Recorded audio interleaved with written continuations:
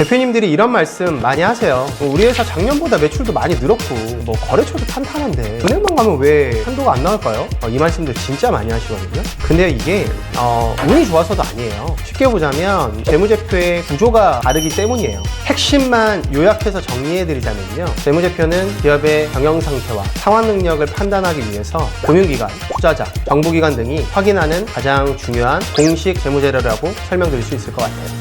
안녕하세요. 기업 컨설팅의 마침표를 찍어드리는 유일한 기업 전략 최종원입니다.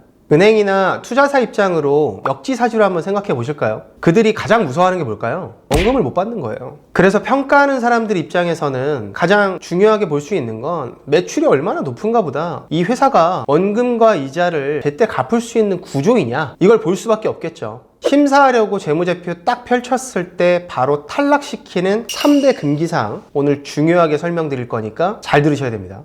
첫 번째, 가지급금에 대해서 설명을 드리면, 대표님이 회사 돈을 임의로 가져갔거나 출처 불분명한 비용이 사용된 기록이에요. 이건 그냥 우리 회사는 아무데나 돈을 씁니다, 불성실한 기업입니다 라는 락인이 찍힐 수 있는 겁니다. 불성실한 기업이라고 하면 어떤 예가 있어요? 예를 들어서 설명을 드리면, 매출은 30억, 영업이익은 3억, 자산 10억. 겉으로 보기에는 누가 봐도 괜찮은 회사거든요. 그런데 재무제표 자세히 보면 이 회사는 가지급금이 4억 있어요. 방금 전에 설명드린 것처럼 가지급금이 무엇이냐면, 회사 돈이 대표 개인에게 나가 있거나 출처 불분명한 곳에 사용돼서 정산이 안 된 돈이에요. 이런 돈들은 은행 입장에서는 이렇게 볼 수밖에 없어요. 이 회사는 아무데나 자금을 쓰나 보네, 회사 자금 관리가 불투명하구나, 이렇게 볼 수밖에 없을 거예요. 그래서 실제로는 회사 자산 10억이 아니라 실질 자산을 6억으로 판단할 수밖에 없는 거죠. 그렇게 되면 결과가 어떻게 나오냐면요, 대출 한도는 줄을 거고요, 신용등급도 떨어질 거고, 정책자금 심사나 외부 투자 심사할 때 불리할 수밖에 없어요. 두 번째, 과도한 비용입니다. 어떤 회사가 매출 20억 원을 올리고 있고 사업상 실제로는 4억 정도의 이익을 낼 수 있는 구조라고 가정을 해볼게요. 그런데 대표님이 세금을 줄이기 위해서 법인 비용을 과도하게 처리해요. 그러다 보니까 대표님들이 뭘 제일 많이 하시는지 아세요, 피디님? 기부? 너무 좋은 기업인데요. 가족의 급여를 실제 근무와 관계없이 지급하는 경우들이 많고요, 필요 이상의 차량으로 비용 처리를 하는 경우들이 있고요, 좀 안 좋은 얘기긴 하지만 대표님들이 주말에 마트 가서 사용하는 경우들도 있고요, 불필요한 외주 용역비를 처리하는 경우들도 있어요. 이 말은 이렇게 비용을 과도하게 반영하면 원래 4억 정도 나와야 될 영업이익이 1억 원 수준으로 줄어들게 돼요. 그러면 PD님이 은행이나 투자기관이면 이 회사 재무제표 봤었을 때 돈을 빌려주거나 투자하시겠어요? 이익이 너무 적다고 생각할 것 같아요. 네, 저 같아도 안 빌려줍니다. 대출한도 줄고 투자 유치하려고 할 때 투자자 입장에서는 이 회사 돈 못 버는구나 라고 생각을 하니까 우리 입장에선 자금을 유치하는데 문제가 발생할 수밖에 없는 거예요. 이렇듯 종합하자면, 세금을 줄이기 위해서 비용을 과도하게 만드는 건 단순하게 보자면 절세처럼 보일 수도 있는데요, 이건 절세가 아니에요. 단기적으로는 기업의 신용도, 자금 조달 능력을 떨어뜨리는 원인이 되기 때문에 정말 주의하셔야 될 부분이에요. 세 번째, 높은 부채 비율. 자본금은 5천만 원인데 빚이 10억이다? 피디님 보셨을 때는 어떨 것 같아요? 빚이 10억이면 너무 많은 것 같은데? 그렇다고도 볼 수 있고요, 이 회사 대표는 돈 진짜 잘 빌리는구나 라고 생각할 수도 있어요. 자본금이 5천만 원밖에 안 되는데 빚이 10억이나 돼? 이렇게 생각을 할 수도 있습니다. 아무리 매출이 좋아도 위험한 회사로 분류가 될 수 있어요. 결국 이 세 가지의 공통점은 딱 하나예요. 회사가 대표이사의 또는 대표자 개인의 지갑으로 운영되고 있다라고 보일 수 있다는 거죠. 그 말은 은행이나 투자사 입장에서는 사업의 비전도 중요하게 보지만 시스템의 안정성을 더 중요하게 봐요. 지금 우리 회사의 재무제표가 투자를 부르는 설계도인지 아니면 발목을 잡는 낙인인지 반드시 점검을 해보셔야 됩니다. 그런데 피디님이 보셨을 때 반대로 이익이 너무 많이 나면 우리한테 안 좋은 거 아니야? 세금 폭탄 맞는 거 아니야? 이런 식으로도 생각이 드시나요? 제가 만약에 기업을 운영한다 그러면 세금을 제일 적게 내고 싶어 할 것 같긴 해요. 맞아요. 현실적으로 그런 생각들 정말 많이 하시다 보니까 일부러 이익을 낮추는 경우들이 대다수예요. 이게 외부 자금 조달에서는 치명타가 될 수도 있는 거예요. 예를 들면 뭐가 있어요? 너무 좋은 질문인데요, 어떤 회사의 재무 구조가 자본금 1억, 부채 5억이라고 가정하면 부채 비율 500%예요. 그럼 은행 입장에서 보면 이 회사는 자기 돈보다 빚이 훨씬 많은 회사예요. 이렇게 판단을 했었을 때 추가 대출은 위험하겠구나. 상환 능력이 어렵겠는데 이 회사는 이자도 못 갚겠구나. 이렇게 생각할 수도 있어요. 반대로 자본금 3억이고요. 부채 3억이에요. 부채 비율 100%잖아요. 이 경우는 은행에서 자본금하고 부채가 균형도 잡혔고 안정적인 회사네? 그럼 이 회사한테 저리로 좋은 대출 한도로 부여할 수밖에 없을 거예요. 은행은 이 회사가 이익을 낼 수 있는 체력이 있는지를 보는 거죠. 적당한 이익잉여금은 회사의 든든한 맷집이고요. 무조건 줄여야 할 대상이 아니에요. 대표님, 그러면 기업 재무제표는 저희 학교 다닐 때로 치면은 성적표 같은 거라고 볼 수도 있는 건가요? PD님도 이제 베테랑이 돼가시는 것 같아요. 맞아요. 성적표입니다. 제가 대표님들 만나뵐 때 가장 많이 말씀드리는 거고요. 대한민국 누구라면 다 입시생 시절을 겪었을 텐데요. 그 말은 재무제표는 1년차 때부터 계속적으로 관리를 해야 내가 갖고 있는 내신 성적이 뒷받침이 돼서 훨씬 더 좋은 영향력을 끼칠 수 있다고 보시면 될 것 같아요.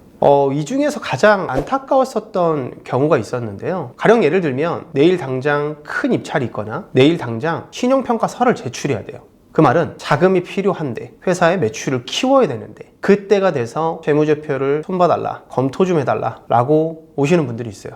너무 죄송하지만 이거는 대한민국의 어느 누가 와도 고칠 수가 없습니다. 재무제표는 매년 3월 달에 신고를 하고요. 3월이 지나고서 4월 달이 돼서는 수정이 불가능하기 때문에 재무제표를 고칠 타임머신이 없다라고 보시면 될 것 같아요. 외부에서 평가하는 기관들은요, 3개년도 데이터를 봐요. 지금이 2026년이라면 23년, 24년, 25년 데이터를 보는데요. 이미 확정된 24년도, 25년도 재무제표는 직전에 설명드린 것처럼 어느 누가 와도 고칠 수가 없어요. 그래서 필요한 게 바로 가결산이에요. 매년 연말에 우리 회사의 예상 성적표를 뽑아보고 부채 비율은 적정한지, 이익은 너무 적지 않은지 미리 성적 관리를 해야 되는데요. 그래야 내년에 어디에서 자금을 가지고 오고 지원금을 조달할 수 있는지가 결정지어지게 되는 거죠. 그럼 대표님, 매출은 되게 높은데 대출이 거절되는 회사들은 왜 거절되는 거예요? 이것도 제가 조금 사례로 설명드리면요. 매출이 80억이었어요. 근데 이 회사는 은행에서 대출이 안 나온대요. 그래서 그 대표님이 말씀해 주셨던 내용들에 있어서 몇 가지를 좀 체크해 봤더니 가지급금이 한 7억 정도쯤 있었어요.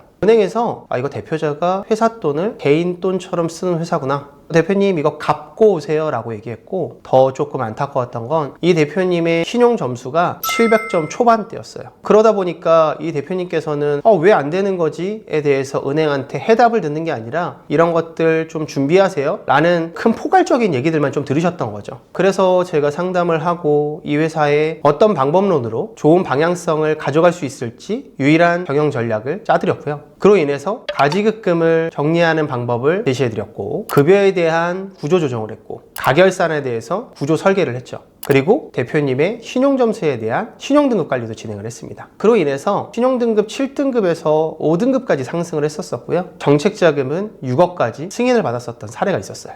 그 말은 매출보다 중요한 게 재무에 대한 구조라고 설명드릴 수 있을 것 같아요. 대표님, 그러면 매출보다 부채 비율이 되게 중요한 것 같은데 부채 비율은 몇 프로를 맞춰야 되는 거예요? 딱 정의하기는 어려운데요. 좋은 기업이라고 보면 당연히 100%에서 한 200% 정도일 거고요. 좀 어느 정도 외부에서 차입금이 좀 있는 회사다라고 했었을 때는 한 200%에서 300% 정도고요. 이 회사 조금 위험한데? 라고 하는 게 한 600% 정도라고 말씀드릴 수 있을 것 같아요. 은행에서 볼 때 400%만 돼도 좀 부정적으로 보는 경우들이 있는데요. 이건 단순 비율로만 볼 게 아니라 이 회사의 성장성 또는 이 회사가 과거에 갖고 있었던 경력과 거래하고 있는 거래처에 대한 상황에 따라서 400%, 500% 또는 600%까지도 가능하기는 하지만 600%가 넘는 순간 거의 어려운 경우가 많았다고 생각하시면 될 것 같아요. 그럼 대표님, 가지급금은 얼마부터 위험하다라고 봐야 돼요?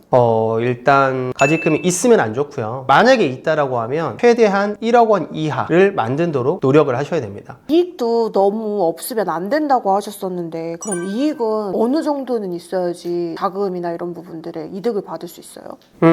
이익 같은 경우는요, 일단 산업 평균이라고 하는 게 있어요. 기업들을 평가할 때 외부에 있는 은행 평가 기관들 같은 경우에는 우리는 산업 평균을 봅니다. 그러다 보니까 뭐 도소매는 2, 3%인 경우도 있고요. 제조업 같은 경우도 뭐 한 7, 8%있는 경우도 있는데요. 당연히 편차가 기업들마다 너무나 달라요. 하지만 산업 평균이라고 하는 형태를 세무사하고 한번 얘기 나눠보시면 체크할 수 있는 포인트니까 꼭 세무사와 한번 논의해 보시면 좋을 것 같습니다. 지금 이 영상 보시는 대표님들 딱 3가지만 먼저 확인하세요. 첫 번째, 부채 비율이 과도하지 않은가. 400% 이상 넘는 건 과도한 법인이고요. 200%에서 300% 사이대의 부채 비율을 유지할 수 있게끔 또는 넘는다라고 했었을 때는 거기에 우리 회사, 우리 업종에 맞는 전략을 적용하는 것이 가장 좋습니다. 두 번째, 재무제표상 영업이익이 마이너스는 아닌지. 그 말은 과도한 비용 처리를 하지 않았는지, 소득세를 줄이려고 법인 이익을 억지로 낮추지는 않았는지, 이 부분에 대해서 생각해 보셔야 될 거고요. 마지막 세 번째, 가지급금 또는 대여금이 너무 많지는 않은지. 이 중에 하나라도 해당된다면 26년도, 27년도 때 자금 조달 계획은 지금부터 전면 수정하셔야 돼요.